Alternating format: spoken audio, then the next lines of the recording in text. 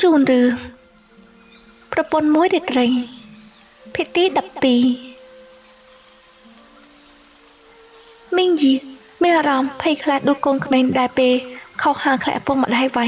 หรือคล้ายกระดูจีประกอบหนาแท้ในเมฆกำหอท้อมติดพงเนื้อตามเพลนี่มันเห็นสูนัวมันเห็นดังมือหมกมัดตรังเราเติบไปในปฏิการเนื้อครองลานสงบสงัดบบุอภิบาทโดนหามแต่มาดูเป็นมาดอกแต่ลำหายมาสมนก็แต่เคยทำมันตอนไม่นานโจเดงเลือกเล่นแต่เทียนไม่บ้านลือเทียนลองได้เจียปุกระอุเทงก็สมัยอาการะดมปุกู้จังเอาเป็ดได้มิงจีมันบานหมกโจโดยามาหาเป็นเรื่องงี้ลูกเพลียงคุยจำตอนแต่หมอลีหนึ่งมิงจีตล้ำหมกวิ่งซึ่งแต่ลูกเรียนทำมาดองได้สุปีอาการอะไรนี่ก็ปรับรำทาชื่อบ้าวนหมกได้เป็นนกถ้าก็ไม่รำทาได้อีจิตเนี่ยตัดเตยดังไหนที่ทาเกมิมติปุห้าปุกระบอกเมงกองมันแมนจีในอันนาคือจีจ้างกะสิง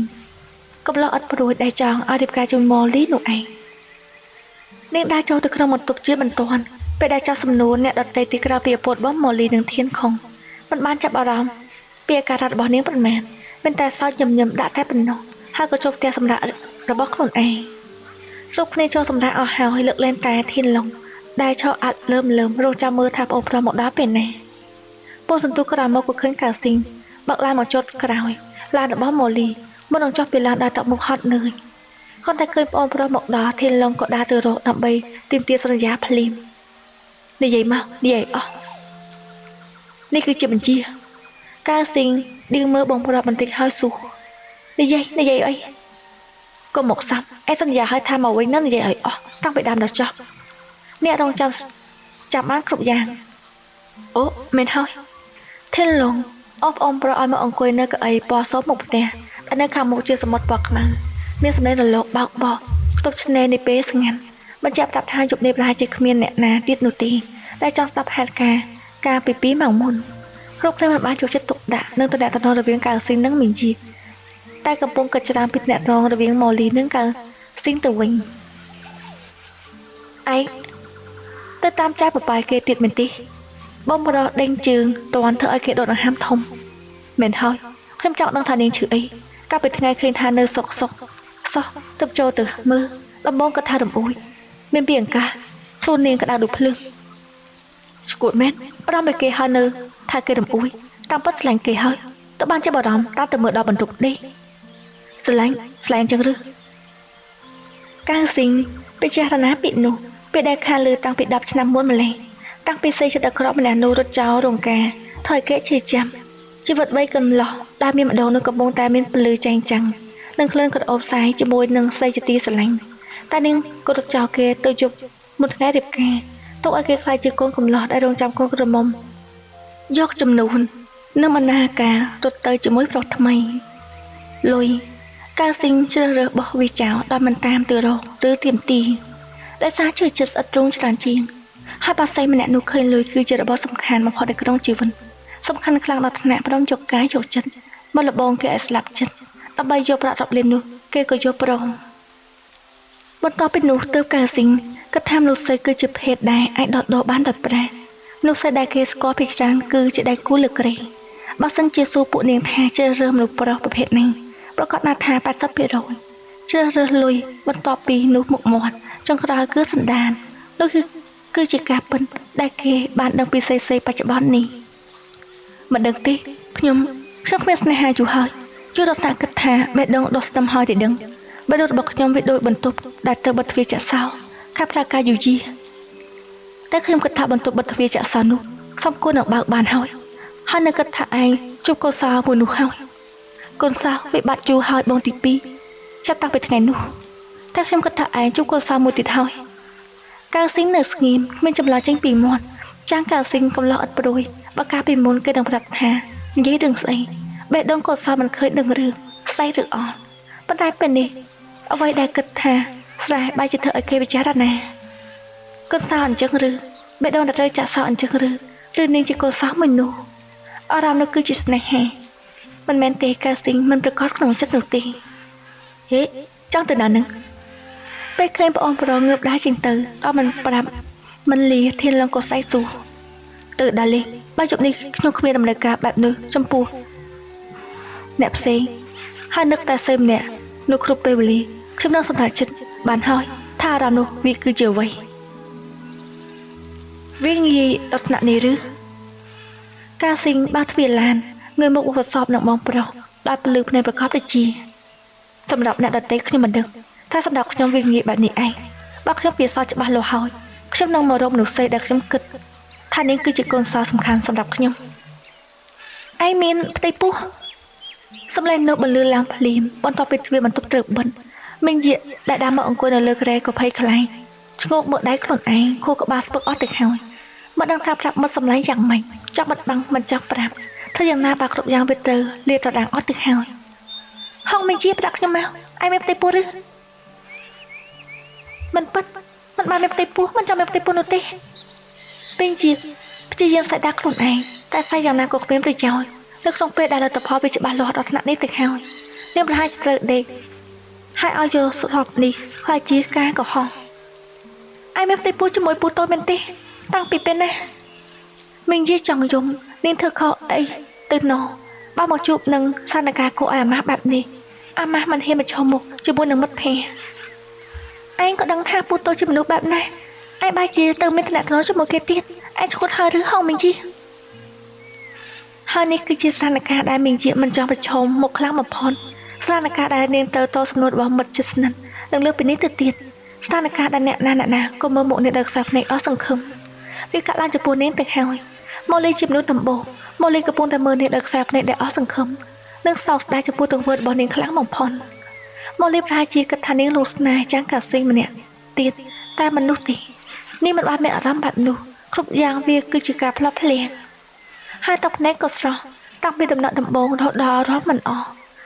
មីងយាអណ្ដែតដោះបណ្ដាលឲ្យអារម្មណ៍សោកសៅនាងអស់ទីពឹងមកសម្លាញ់គឺមើលមកដោយខ្សែភ្នែកអស់សង្ឃឹមថានាងធ្វើខ្លួនផ្ដេសផ្ដាសនាងក្រមុំមិនហ៊ានប្រាប់ការប៉ັດដល់មកសម្លាញ់ថាជប់នោះនាងជាអ្នកខុសមិនមែនជាអ្នកដទៃហើយថែមទាំងព្រមមានសម្ព័ន្ធភាពជាមួយគេនៅយប់នោះទៀតហើយខ្លាចជាម៉ូលីដែលទៅព្រមដកថយភ្លេចខ្លួនដែលខ្លួនឯងសែងកំហុសដាក់ប៉ុនខ្លាំងឆ្លេចយកចម្លើយហាក់ដូចជាមីងជាមានកំហុសធ្ងន់ធ្ងរម៉ូលីចូលទៅអង្គុយក្បែរមិត្តសម្លាញ់លោកដៃទៅតែសមាធិទីខ្ញុំសុំទោសមីងជាសុំទោសដែលដំឡើងសម្លេងដាក់ឯងគ្រាន់តែខ្ញុំខឹងដៃជាពូតូចគេធ្វើឲ្យខ្ញុំឈឺចាប់កាលពីថ្ងៃត្រង់ទើបខ្ញុំស្អប់គេខ្ញុំគួរតែដឹងថាឯងកំពុងតែខូចចិត្តមិនគួរទេម៉ូលីមានទឹកមុខសោកស្ដាយព្យាយាមរងាប់អារម្មណ៍ដែលកំពុងតែឆាបឆេះនិយាយឲ្យខ្ញុំស្ដាប់បានទេមីងជាអាចនិយាយអីឲ្យខ្ញុំស្ដាប់បន្តិចបានទេថាមានរឿងអ្វីកើតឡើងហើយអ្វីឯងនឹងគេហើយតាំងពីពេលណាឯងក៏គិតតែជុំបែបនេះមីងជាមិនព្រមនិយាយអ្វីតាមពិតទៅនាងក៏ចង់និយាយដែរប៉ុន្តែមិនដឹងថានិយាយបែបណាដើម្បីកុំឲ្យសម្លេងញោមនឹងមានតែសម្លេងដេះដងនាងកំពុងឈឺចាប់យ៉ាងខ្លាំងមិនអាចអង្គុយមើលមុខមិត្តហើយនិយាយរឿងរ៉ាវទាំងអស់ឲ្យស្ដាប់នៅពេលនេះទើបអាចទៅរួចនាងចង់តែរត់គេចទៅឲ្យឆ្ងាយមិនចង់ជួបតែណាមិនចង់តសំណួរអ្នកណាទាំងអស់នាងនឿយទាំងកាយនឿយទាំងចិត្តរកផ្លូវចេញឲ្យខ្លួនឯងមិនបានចំពោះក្មេងដែលទើបនឹងកើតមកគិតថាចិញ្ចឹមគេយ៉ាងម៉េចមានជាមិនទាន់ត្រៀមចិត្តត្រៀមកាយរួចរាល់មិនអាចចិញ្ចឹមមើលថែក្មេងបានមិនដឹងថាពេលដែលម្ដាយនឹងក្រុមគ្រួសារដឹងហើយនឹងស្ដីបន្ទោសនាងឬក៏យកពីនាងដែរទៅទេគ្មានអ្នកណាម្នាក់យល់ជាពិសេសលោកយាយអាចដល់ថ្នាក់ជន់នាងឲ្យកប់ដីដែលហ៊ានធ្វើខ្លួនផ្ដេសផ្ដាសម្នាក់ទៀតនាងមិនខ្លាចអ្នកដទៃជន់ឈ្លីប៉ុន្តែខ្លាចក្រុមគ្រួសាររបស់ខ្លួនឯងព្រឹកថ្ងៃនោះលោកគ្នាព្រមព្រៀងថាធ្វើដំណើរត្រឡប់ទៅវិញគឺជាការធ្វើដំណើរមុនការកំណត់បន្ទាប់ពីកាត់រឿងឲ្យអស់សប្បាយដោយបរិយាយមិនថាជាចាស់ទុំដែលទស្សទាល់នឹងរឿងរបស់ក្រុមលោះក្រមុំអរិយាញ៉ែដូចជាដោះស្រាយបញ្ហាមិនចេះចោលធានមីដែលមិនសួរខ្លួនកូនអូរត់ថាពេលទៅវិញក៏ទៅជួបពេទ្យគ្រូអាការៈដូចជាមិនប្រសើរសោះនាងសង្ស័យថាខ្លួនឯងមានផ្ទៃពោះចំណែកធានឡងដែលជាឪពុកក៏គ្រុនដោយសារហាថ្ងៃថានឹងចូលដេកយប់ជ្រៅទៀតផងមើលទៅដំណើរកំសាន្តមួយនេះដូចជាមិនរលូនទាល់តែសោះបន្ទាប់ពីមានហេតុការណ៍កាលពីម្សិលកាត់ឡើងហើយចុះចាំងក៏ស៊ីងទៅណាហើយខ្ញុំមិនដឹងទេមិនក៏មិនដឹងជុំវិញពួកឯងនៅជាមួយគ្នាមិនមែនទេឬយ៉ាងម៉េចមែនរៀបគ្នាតែម្ដង1ម៉ោងផងឥឡូវនោះក៏ចេញទៅបាត់ទៅឥឡូវមិនតឃើញមកវិញទៀតសង្ស័យទៅដើរលេងតាមទម្លាប់បានលើបែបនោះបងធំក៏សៃលឡា ស្អីគេទៅទៀតហើយនេះខំមកដើរលេងដល់សមុទ្រនៅចេញទៅដើរពេលយប់ទៀតចាំងកាស៊ីនេះចង់មិននឹងអាយុវាប៉ុណ្ណេះទៅហើយធ្វើខ្លួនដូចកុំក្មេងទៅតែបង្ករឿងកាលពីម្សិលមិនគិតទៅសុំទោសឪពុកម្ដាយរបស់ម៉ូលីខ្លះទេឬយ៉ាងម៉េចក៏គឺមានមានម៉ែធ្វើដូចគេជាសេះគ្មានតម្លៃយ៉ាងអញ្ចឹងហើយនេះខ្ញុំនឹងត្រូវចាំដល់ស្កើព្រោះបងប្រុសជើងល្អធ្វើអីមិនចេះគិតធំតែខ្លួនតែគ្មានទំនួលខុសត្រូវដូចកូនក្មេងរឿងស្អីមកទេសនាដាក់ខ្ញុំអ្នកដែលត្រូវជាឌូមិនមែនជីវីតែគឺជាខ្ញុំម្នាក់នេះបាត់ហើយខ្ញុំមិនស្ដាប់ពីអីដែរធ្វើឲ្យរមាស់ទៅជាទីមិនមែនជារឿងរបស់ខ្ញុំទេធានឡងដកដង្ហើមធំមិននឹងអស់វ៉ាលីគេពីបងស្រីយកទៅដាក់ក្នុងឡានដែលចតចាប់នៅមុខផ្ទះចាប់ពីត្រឡប់មកពីដើរលេងជាច្រើនណាស់ទឹកមកមិញយាក៏មានអាការៈចាញ់កូនម៉ូលីបារម្ភទៅចាំមកកំដរតែនាងមិនព្រមចំណែកកាស៊ីនក៏បានខ្លួនតាំងពីថ្ងៃនោះថ្ងៃដែលមិញយាមកពីសមុទ្រក៏លេបានជួបគេទៀនម៉ូលីប្រាប់ថាកាស៊ីនប្រហែលជាស្នាក់នៅតែលំហែមកសមុទ្រនោះមិនព្រមត្រឡប់មកវិញគេជំនឿកំសាមិនហ៊ានមកឈប់មុខជាមួយនឹងអ្នកណារហូតដល់សូម្បីតែការងារក៏មិនហ៊ានមកធ្វើមិញយាបានលឺរឿងរ៉ាវទាំងនោះពីមិត្តសម្លាញ់នាងមិនយកចិត្តទុកដាក់ចាត់ទុកថាគេជំនឿប្រកគ្មានទំនួលខុសត្រូវវាមិនសមគួរអីបន្តិចដែលនាងទៅចាប់អារម្មណ៍គេនាងស្អប់គេណាស់មិញជាមិនរវិរវល់នឹងគេក៏ទំថាពេលនេះអស់កម្មនឹងគ្នាទៅខោរស់នៅរៀងខ្លួនប្រាជាបដាស្ងប់សុខរៀងខ្លួនបានគឺល្អហើយនៅអំឡុងពេលធ្វើការវាគឺជាពេលវេលាដែលវេទនាខ្លាំងណាស់សម្រាប់មិញជីនាងមិនតបដឹងទេថាការធ្វើជាអ្នកម្ដាយវាចាប់ផ្ដើមដោយភាពលំបាកលំបិនបែបនេះហើយនាងក៏គិតថាមិនចង់ធ្វើមិនចង់មានកូនមិញជីកាត់អីឬអត់នឹងប្រធានក្រុមរបស់នាងចូលមកសួរដោយការព្រួយបារម្ភពេលឃើញនាងអង្គុយក្តាប់ក្បាលមិញជីពុតភ្នែកហត់បំពង់ហើនព្រមតែងូក្បាលថាជាការឲ្យចម្លើយនាងមានមុខស្លេស្លាំងរហូតដល់មេក្រុមបារម្ភទើបអនុញ្ញាតឲ្យត្រឡប់ទៅទីសំណាងដាក់រសៀននោះចវាយរបស់នាងចេញទៅជួបភ្ញៀវថាតាមមេក្រុមរបស់នាងក៏ចិត្តល្អទើបជូននាងទៅដល់បន្ទប់តែម្ដងប្រកាសហើយថាមិនអីមេក្រុមបារម្ភដល់ចិត្តស្មោះមិនបានមានបំណងអាក្រក់អីក្រៅពីភេទជាមិនគ្រាន់បានហើយសម្រាប់តែបន្តិចប្រហែលជាសោះស្បាយហើយស្អែកទៅធ្វើការរួចដែរទេបើបង្កាត់ទេសោះស្បាប់បានទោះស្បាប់2ថ្ងៃបើនៅតែមិនរួចទៀតចាំតែទៅប្រាប់ស៊ីវជីងដែលមានជានិយាយនេះគឺជាមិត្តរួមការងាររបស់នេះបន្ទាប់ពីលាមេក្រុមហើយមានជាក៏ដាឡាបន្ទប់ដែលការៈត្រឹតត្រង់ពេលមកដល់បន្ទប់នាងក៏បដូរខ្លួនដេកលក់ដូចមនុស្សស្លាប់ចាំបានទេថាបាយទឹកខានញ៉ាំប្រមាណពេលហើយព្រោះកន្លងមកនេះមិនអាចទទួលទានអាហារបាននាងញ៉ាំនំប៉័ងឬមានដើម្បីលេបថ្នាំហើយបន្ទាប់ពីលេបថ្នាំរួចក៏ដេកលក់ដូចស្លាប់រត់ដល់បាននៅសំណុកជើងអ្នកណាម្នាក់ដើរមកទៅឈរមកបន្ទប់អ្នកណាចង់ឲ្យមានអ្នកណាទៀតក្រៅពីគេចាំងកាស៊ីងកំឡោះឥតព្រួយគេតាមនាងតាពីក្រុមហ៊ុនឃើញនាងវមុខស្លេស្លាំងក៏បារម្ភខ្លាំងតែនាងមិនដឹងខ្លួនដែរទេកាស៊ីងត្អូញត្អែបន្ទាប់ពីគេឈួតតាមទៅដល់ក្រុមហ៊ុនហើយនៅបើកឡានតាមមកដល់បន្ទប់សម្រាប់ដោយការព្រួយបារម្ភទៀតមិនហើយនេះជាស្នេហាការព្រួយបារម្ភដែលក្តីស្រឡាញ់នាងគេស្រឡាញ់នាងទោះពាក្យនោះមិនសូវច្បាស់លាស់ប៉ុន្មានតែអារម្មណ៍នោះវានៅណែនពេញបេះដូងឃើញនាងឈឺតែគេបែរជាឈឺចិត្តបារម្ភចង់ចូលទៅអោបក៏សើមចង់ដើរទៅចាប់ទាញពីដៃប្រុសម្នាក់នោះហើយចំនួនដើររង្វង់ដៃដ៏កក់ក្ដៅរបស់គេជាស្វាមីរបស់នាងហើយមើលចុះនាងនៅតែម្នាក់ឯងថាតែមិនសួរខ្លួនទៀតនោះស្អីមេតូតែមួយនៅតែម្នាក់ឯងនាងមិនខ្លាចខ្លាចទេឬយ៉ាងម៉េចដោយការព្រួយបារម្ភទៅធ្វើឲ្យគេបដូរចិត្តដបោមិនចង់លេងខ្សែលើដាក់នាងទៀតគេមិនចង់ធ្វើឲ្យនាងខឹងស្អប់គេខ្លាំងជាងនេះតែព្រួយបារម្ភទៅលូកហៅប៉ាយកកូនសោដែលខំលក់ចម្លងពេលដែលមករកលោកយាយហុងជាញឹកញាប់គេចាក់សោទ្វារបើកចូលទៅមិនចាំបាយរកមើលក៏ឃើញម្ចាស់បន្ទប់ដេកលក់ដូចស្លាប់នៅចំពោះមុខគេបិទទ្វារទៅដុំធ្នមមុននឹងដើរទៅអង្គុយក្បែរអ្នកដែលដេកលក់មិនដឹងរឿងមិនដឹងរ៉ាវនោះមីងជីអ្នកនាងមិនសួរខ្លួនទៀតហើយឬគេសួរឲ្យអ្នកដែលដេកលក់មើលទៅដូចជាដឹងខ្លួនហើយអ្នកណាខ្ញុំមករកអ្នកនាងខ្ញុំនឹកអ្នកនាងពាក្យសារភាពរបស់គេធ្វើឲ្យមីងជីមានអារម្មណ៍ថាវាគឺជាការយល់សប្តិប៉ុន្តែពេលដែលបើកភ្នែកឲ្យស្រឡះក៏ឃើញថាចាំងកាស៊ីងទីងទឹកអោអ្នកនាងនឹកខ្ញុំខ្លាចដែរទេមីងជីជួនរចាំដល់ការភ្ញាក់ផ្អើលលោកមកបានយ៉ាងម៉េចចេញពីបន្ទប់ខ្ញុំទៅកុំដេញខ្ញុំពេកខ្ញុំនឹកអ្នកនាងចង់មករកមីងជីរនច្រើនគេចេញមួយទំហឹងតាំងពីដំបូងតែក្រោយមកគិតបានថានាងកំពុងតែមានផ្ទៃពោះនឹងណានាងចាំបាច់ទៅតែអង្វរក៏គេចេញពីបន្ទប់ខ្ញុំទៅខ្ញុំអង្វរខ្ញុំចង់នៅជាមួយអ្នកនាងខ្ញុំមិនចង់ទៅណាទេខ្ញុំនឿយខ្ញុំចង់សម្រាក មិនកូនអ្នកនាងដេកខ្ញុំម្លេះចុះអ្នកដតេមិនកោឲ្យគេប៉ះពាល់ដៃបានស្រួលមិនឃើញខ្ពំរអាប់គេតវ៉ាមិនយាកមើលគេព្រោះមិនយល់អ្នកដតេដែលគេថាជាអ្នកណាគឺអាម៉ាស៊ីននោះអ្នកណាគ្មានអាម៉ាស៊ីននោះម៉ាស៊ីននេះស្អីទាំងអស់ខ្ញុំមិនធ្លាប់មានអ្នកណាចេញពីបន្ទប់ខ្ញុំទៅខ្ញុំចង់គេអ្នកនិយាយហើយក៏បដូរខ្លួនដេកដោយការហត់នឿយធ្វើអ្នកកំឡុងមានអារម្មណ៍ឈឺចាប់ពេលដែលនាងមិនចាប់អារម្មណ៍ខ្លួនគេនឹកដល់ទឹកមុខពេលដែលនាងនិយាយជាមួយប្រុសម្នាក់ទៀតហើយនៅញញែមប៉ុន្តែពេលនិយាយជាមួយគេគឺដូចមនុស្សស្លាំងចង់គេក៏គេទៅអញ្ចឹងខ្ញុំនៅកំដរ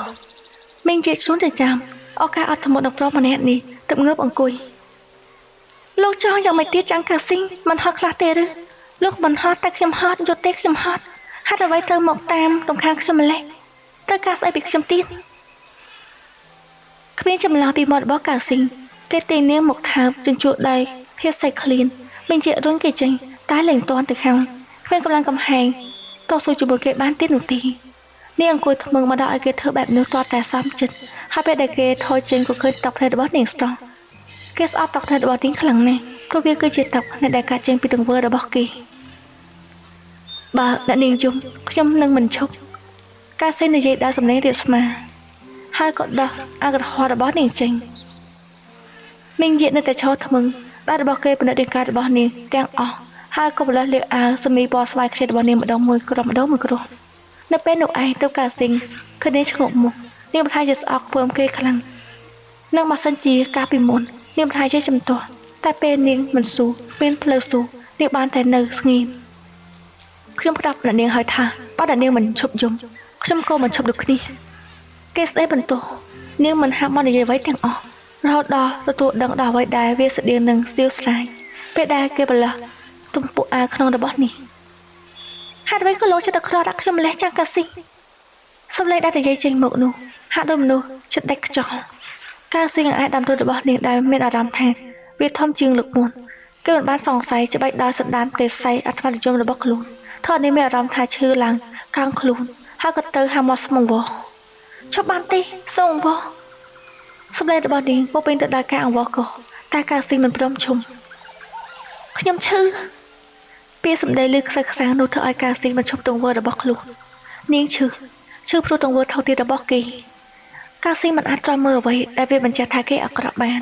ទៅងើយមុខមើលពីដានមុននឹងដកដៃចេញពីរាងកាយរបស់នាងស្លៀកពាក់អានាងរួចរាល់ហើយក៏ថយក្រោយសុំទោសមីងជីខ្ញុំឆ្កួតជាមកក្រក់ខ្ញុំសុំទោសពាក្យសុំទោសដែលគ្មានន័យមីងជីមិនអាចទទួលយកបាននាងបែរខ្នងដាក់គេមិនចង់ឃើញមុខគេទៀតកាស៊ីដឹកខ្លួនហើយថាខ្លួនឯងធ្វើខុសគេដើរថយក្រោយទោះចិត្តបារម្ភតែក៏ទៅដកថយសិនព្រោះនាងប្រហែលជាស្អប់មុខគេខ្លាំងណាស់នាងកំឡោកបិទទ្វារហើយក៏ដើរចេញពីបន្ទប់របស់នាងក្នុងចិត្តនៅតែបារម្ភពីនាងមិនចង់ទៅណាហើយក៏អង្គុយចាំនៅមុខបន្ទប់ចាំដល់អារម្មណ៍ឈឺចាំ